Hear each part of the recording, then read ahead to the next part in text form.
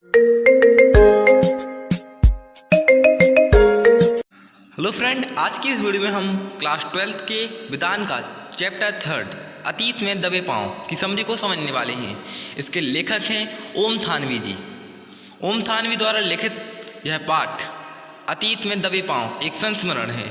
पाकिस्तान के सिंध प्रांत में मोहनजोदाड़ो नामक एक पुरातात्विक स्थान है। पुरातात्विक स्थान दैट मीन्स फॉर जहाँ पर खोज की जाती हो बहुत ज़्यादा, जो बहुत पुराने समय का हो। यहाँ पर प्राचीन सिंधु सभ्यता बसी हुई थी।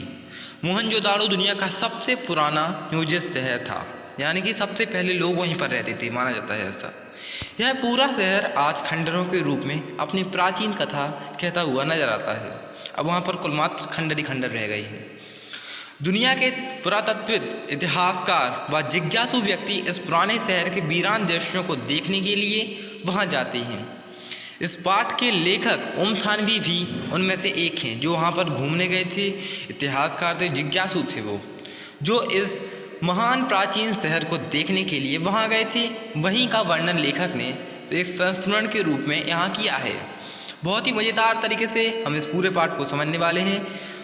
यह एक थोड़ी सा इंट्रोडक्शन था, अब आगे बढ़ते हैं। लेखक कहता है कि मोहनजोदाड़ो और हड़प्पा प्राचीन भारत के ही नहीं, प्रत्युत दुनिया के सबसे प्राचीन नियोजित शहर थे। यानी कि माना जाता है कि भारत बस के नहीं, पूरी दुनिया का सबसे पुराना शहर है मोहनजोदाड़ो। पाकिस्तान के सिंध प्रांत में और हड़प्पा पंजाब प्रांत में स्थित है। मोहनजोदाड़ो ताम्रकाल के शहरों में सबसे बड़ा था, यानी कि जो शहर थे ताम्रकाल, उनमें सबसे बड़ा शहर था मोहनजोदाड़ो। यह शहर व्यापक खुदाई के बाद प्राप्त हुआ, यानी कि जब बहुत खुदाई की वहाँ पर, तब जाके यह शहर मिला। यहाँ पर बड़ी संख्या में इमारतें, सड़कें, धातु पत्थर मीन्स लोहा लंगड़ जैसे पत्थर, लोहा जिसमें पाया जाता है, सोना चांदी वाले पत्थर, धातु पत्थर की मूर्तियाँ, चाक पर बने चित्रित भांडे, मोहरें, खिलौने आदि मिले हैं। यानी खुदाई में ये सब मिला। इन अवशेषों की संख्या लगभग 50,000 है। मोहनजोदाड़ो सिंधु घाटी सभ्यता का केंद्र रहा है, यानी कि सिंधु घाटी थी जो उसकी सभ्यता का एक केंद्र रहा मोहनजोदाड़ो। उसने मतलब बांध के रखा, सेंटर पॉइंट। यह शहर 2 हेक्टेयर क्षेत्र में फैला हुआ है। 5000 वर्ष पुराना एक महानगर था। पूरा मोहनजोदाड़ो छोटे मोटे कई टीलों पर बसा हुआ था। मनुष्य निर्मित ये टीले मीन्स या थोड़ी से इलाके जो पहाड़ी टाइप के होते हैं, पक्की ईंटों से निर्मित हैं यह टीले। इसे सिंधु नदी के पानी से बचाने के लिए टीलों पर बसाया गया। यानी मोहनजोदाड़ो शहर को अब टीलों पर ले गए वो लोग। शहर को नहीं ले गए, मतलब वहाँ पर वो लोग खुद चले गए। जो सभ्यता थी उन लोगों की, वह वहाँ पर पहाड़ों टीलों पर रहने लगी। इस शहर में सड़कें व गलियाँ इतनी चौड़ी थीं कि आज भी उनमें घूम फिर सकते हैं। यानी कि इतनी लंबी लंबी सड़कें। वहाँ के टीलों पर बस खंडरों के पादयानों पर खड़े होकर अनुभव किया जा सकता है। अब मात्र वहाँ पर खंडर ही खंडर है। लेखक कह रहा है वहाँ पर केवल खड़े होकर उस बात का अनुभव किया जा सकता है कि कैसा लगता होगा। आप दुनिया की छत पर हैं, कैसा आपको महसूस होगा वहाँ पर। वहाँ से आप इतिहास के पार झांक रहे हैं, यानी कि इतिहास में जो जो हुआ है उस सबको हम यहाँ से देख सकते हैं। वहाँ पर 25 फुट ऊंचे चबूतरे पर एक बड़ा बौद्ध स्तूप है। स्तूप मीन्स मूर्ति टाइप की, जो मोहनजोदाड़ो सभ्यता के बिखरने के बाद एक पुराने टीले पर बना है। यानी कि जब सभ्यता मिट चुकी थी मोहनजोदाड़ो की, उसके बाद बना है। इस चबूतरे पर भिक्षुओं के चबूतरे भी हैं, यानी कि जो भिक्षु नहीं होते जिन्हें हम साधु संत वगैरह कहते। सन 1922 में राखालदास बनर्जी इसी स्तूप की खोज में यहाँ आए थे। बता रहे हैं कि 1922 में आए थे एक दिन राखालदास बनर्जी। जब इसके इर्द गिर्द खुदाई की गई तो यहाँ पर पुरानी सभ्यता के निशान पाए गए।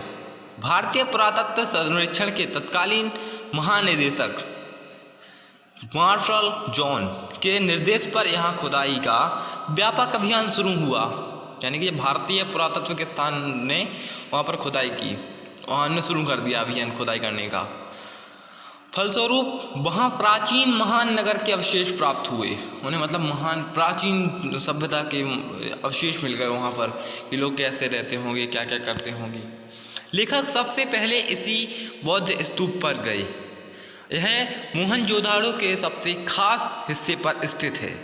इस हिस्से को पुरातात्विक यानी गढ़ कहते हैं। गढ़ यह मोहनजोदाड़ो का सत्ता केंद्र था।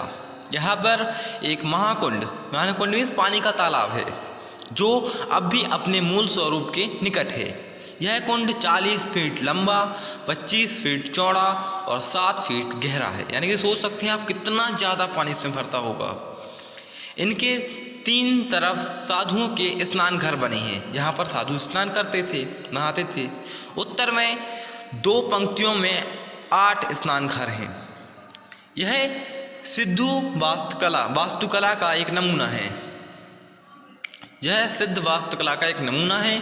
कुंड के पानी को शुद्ध रखने के लिए इनकी दीवारों पर विशेष गारा भरा गया है, यानी कि पानी साफ रहे, इसमें मतलब मिट्टी ना हो, इसलिए विशेष तरह का एक गारा भरा गया है। गारा मीन्स जैसे आज सीमेंट चूना होता वैसे ही। कुंड में पानी भरने के लिए एक कुआं और पानी को बाहर निकालने के लिए नालियाँ हैं। नालियाँ मीन्स रियल वाली नालियाँ नहीं जिसमें गंदा पानी बहता, असली वाली नालियाँ जो में पानी निकालने के लिए। एक पट्टी ईंटों से बनी है और ढकी हुई है। पानी निकासी की ऐसी सुविधाजनक व्यवस्था इसमें पहले इतिहास में नहीं मिलती है। यानी कि इतनी आसानी से पानी निकाल सकते अपन लोग किसी हौदी में से। बहुत ही ज़्यादा अचंभित लोग हो गए इस यहाँ पर देखकर। मोहनजोदाड़ो नगर नियोजन की एक अनोखी मिसाल है। यहाँ की सड़कों और गलियों का विस्तार स्पष्ट है। सड़कें सीधी और आड़ी हैं। यहाँ पर 33 फीट चौड़ी मुख्य सड़क भी है, यानी कि इतनी ज़्यादा चौड़ी 33 फीट चौड़ी, जो बाजार में पहुँचती है। बड़ी सड़क के दोनों ओर घर बने हैं, लेकिन कोई भी घर सड़क पर नहीं खुलता है। यानी कि सड़क के दोनों ओर घर तो बने, पर कोई भी घर सड़क पर नहीं खुलता। उनके दरवाजे अंदर गलियों में हैं, यानी कि तिरछे घर बने हुए हैं जिनके दरवाजे गलियों में खुलते हैं। ढकी हुई नालियों मुख्य सड़क तथा गलियों के दोनों तरफ समांतर दिखाई देती हैं। यानी कि ढकी हुई नालियाँ मुख्य सड़क तथा गलियों के दोनों तरफ समांतर दिखाई देती हैं। ऐसा लगता है कि दोनों तरफ एक ही जैसी नालियाँ हैं। हर घर में एक स्नान घर है जिसका पानी नालियों में जाता है। बस्ती की छोटी सड़कें 9 से 12 फीट तक चौड़ी हैं। छोटी सड़कें मतलब 9 फीट चौड़ी और 9 से 12 फीट चौड़ी तक हैं। कुएं, कुंड, स्नानघर और बेजोड़ पानी निकासी, यानी कि जिसमें कोई भी पानी की जोड़ नहीं लगा, उसमें बेजोड़ पानी की निकासी व्यवस्था सिंधु घाटी सभ्यता की व्यवस्थित नगर होने का प्रतीक है। यानी कि वहाँ पर बताया गया है कि किस तरह से वहाँ पर व्यवस्था की गई थी, मतलब पूरा एक एक चीज़ व्यवस्थित थी। यहाँ पर कुएं का व्यापक प्रबंध है। इतिहासकार कहते हैं कि यह सभ्यता की पहली ज्ञात संस्कृति है जो कुएं खोदकर भूजल तक पहुँचती है। यानी कि यह ऐसी पहली सभ्यता है, मानी कि इसी सभ्यता ने इस चीज़ को पता किया था कि कुएं खोदकर हम भूजल तक पहुँच सकते हैं। केवल मोहनजोदाड़ो में कुल 700 कुएं उपलब्ध हैं। यानी कि उसी मात्र क्षेत्र के अंदर 700 से ज़्यादा कुएं स्थित हैं। यहाँ एक विशाल गोदाम घर है, इसमें अनाज जमा किया जाता है और 9 चौकियाँ की 3 कतारें हैं। उत्तर में एक गली है जहाँ बैलगाड़ियाँ से माल ढुलाई होती है, यानी कि माल ढोते हैं। महाकुंड के उत्तर पूर्व में एक बड़ी लंबी सी इमारत के अवशेष हैं। इसमें बीचों बीच खुला बड़ा दालान तथा 3 बरामदे हैं। इतिहासकारों के अनुसार धार्मिक अनुष्ठानों में ज्ञानशालाएँ सटी हुई होती हैं। उस दृष्टि से इनको कॉलेज ऑफ प्रीस्ट माना जाता है। दक्षिण में एक टूटी हुई इमारत है, इसमें 20 खंभों वाला एक बड़ा हॉल है। अनुमान है कि यह राज्य सचिवालय, सभा भवन या कोई समुदाय केंद्र रहा होगा। वो मानते हैं जब इतना बड़ा हॉल है जिसमें 20 खंभे हैं तो वो कोई बहुत बड़ा सचिवालय रहा होगा या समुदाय केंद्र रहा होगा। अब गढ़ के पूरब में बस्तियां राइसों की बस्ती हैं, जहाँ पर रईस लोग रहते हैं। यहाँ पर बड़े घर, चौड़ी सड़कें और कुएं अधिक हैं। सड़क की इसी बस्ती में है, शहर की सड़क इसी बस्ती में है। बस्ती के भीतरी भाग में छोटी सड़कें व गलियां हैं। इन घरों की दीवारों ऊंची और मोटी हैं। सभी घर ईंटों के हैं, यानी कि ईंटें पक्की ईंटों के घर बने हुए हैं। इन घरों में सामने की दीवार पर केवल प्रवेश द्वार है, खिड़कियां नहीं हैं। मात्र जाने के लिए केवल एक ही जगह है, वो भी एक प्रवेश द्वार है, खिड़कियां बिल्कुल। बड़े घरों में जो आंगन से लगे हुए कमरे हैं उनमें ज़रूर खिड़कियां हैं। छोटे बड़े सभी घर एक कतार में बने हुए हैं। ज़्यादातर घरों का आकार 30 बाई 30 फीट का है, कुछ इससे दुगने और तिगने आकार के भी हैं। एक घर को घर का मुखिया कहा जाता है, यानी कि मुखिया का घर कहा जाता है। इसमें 2 आंगन करीब 20 कमरे हैं। इससे कुछ आगे पूरब में एक घर से दाढ़ी वाले याजक नरेश की मूर्ति मिली थी। दाढ़ी वाले याजक नरेश की मूर्ति मिली थी। नरेश में राजा। एक छोटे घर से प्रसिद्ध नर्तकी की मूर्ति मिली थी। शिल्पकला की दृष्टि से विद्वान इसकी बड़ी प्रशंसा करते हैं, यानी कि मतलब शिल्पकला यानी कि पत्थर पे तराश कर एक मूर्ति बनाना, ये बहुत बड़ी मानते हैं विद्वान इस चीज़ को कि ये बहुत बड़ी कला है। गली के पश्चिम की ओर एक रंगरेज कारखाना भी है, जहाँ पर कपड़ों पे रंग किया जाता है, जहाँ जमीन में ईंटों के गोल गोल गड्ढे उभरे हुए हैं। शायद इनमें रंगाई के बर्तन रखे जाते थे। 2 कतारों में 16 एक मंजिले मकान हैं, यानी कि 2 कतार ऐसी हैं सड़क के दाएं बाएं कि जहाँ पर 16 मकान एक लाइन में हैं, और वो भी एक मंजिल की। सब घरों में स्नान घर है। बाहर बस्तियों में कुएं सामूहिक प्रयोग के हैं। वे कामगारों के रहे होंगे शायद, जो काम करते होंगे वहाँ पर। मोहनजोदाड़ो में एक छोटा सा अजायब घर भी है, उसको भी लेखक देखने गया। मोहनजोदाड़ो से प्राप्त महत्वपूर्ण चीज़ें जो दिल्ली, लाहौर, कराची व लंदन के संग्रहालय में पड़ी हैं। इस अजायब घर में मुट्ठी भर प्रदर्शन चीज़ें हैं जो सिंधु सभ्यता की झलक दिखने के लिए काफ़ी हैं, यानी कि उन चीज़ों को हम देखकर कह सकते हैं अजायब घर को। अजायब घर में वो होता है म्यूजियम। यहाँ पर अब काला पड़ गया है, काला पड़ गया है गेहूँ, तांबे व कांसे के बर्तन, मोहरें, बाद्र, चाक पर बने विशाल मंदभन, चौपर की रोटियाँ, दिए, तापतोल, पत्थर, तांबे का आईना, मिट्टी की बैलगाड़ी, खिलौने, चक्की, कंघी, मिट्टी के कंगन, पत्थर के औजार आदि हैं। यानी कि ये सब चीज़ें यहाँ पर काली पड़ गई हैं। लेखक कहता है कि सिंधु सभ्यता में औजार तो मिले हैं परंतु हथियार कहीं भी नहीं मिले। विद्वान अनुमान लगाते हैं कि सभ्यता में राजतंत्र था लेकिन सैन्य सत्ता नहीं थी। यहाँ पर अनुशासन जरूर था पर ताकत के बल पर नहीं। संपूर्ण नगर व्यवस्था वहाँ के अनुशासन को प्रदर्शित करती थी। यानी कि मतलब कैसा हो सकता है कि ये घर बने हैं, 16 घर लाइन से बने हैं, एक ही मंजिलें हैं, सड़क के भी हिसाब से नालियाँ भी एकदम व्यवस्थित हैं, कुएँ सबके लिए हैं, सामूहिक उपयोग के लिए। यहाँ पर कह सकते हैं कि यहाँ पर अनुशासन था। यह अनुशासन सामाजिक व धार्मिक था, यानी कि समाज के लोग बनाते थे, उस धर्म के नाम पर भी अनुशासन बनाते थे जिसका पालन लोग कर्तव्य व समझ कर करते थे। सिंधु सभ्यता में प्रभुत्व का शानो शौकत के प्रतीक नहीं दिखाई देते हैं, कि मतलब किसी को भी ये शौक नहीं था कि हमारी शानो शौकत सबको दिखाई दे। सिंधु सभ्यता में ना भव्य राजमहल मिले, ना मंदिर, ना राजाओं व महंतों की समाधियाँ।